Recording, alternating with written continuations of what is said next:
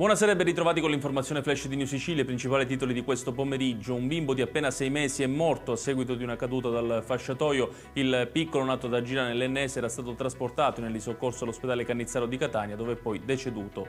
Questa mattina incontro a Palazzo d'Orleana a Palermo tra il presidente Schifani e l'AD della società Stretto di Messina Pietro Ciucci. Da entrambi i fronti è emerso come il progetto del ponte sullo Stretto sia sempre più concreto. I carabinieri di Aci Castello nel Catanese hanno arrestato un uomo di 31 anni residente della zona per maltrattamenti ed estorsione. La vittima era la nonna del giovane soggetta a vessazioni continue.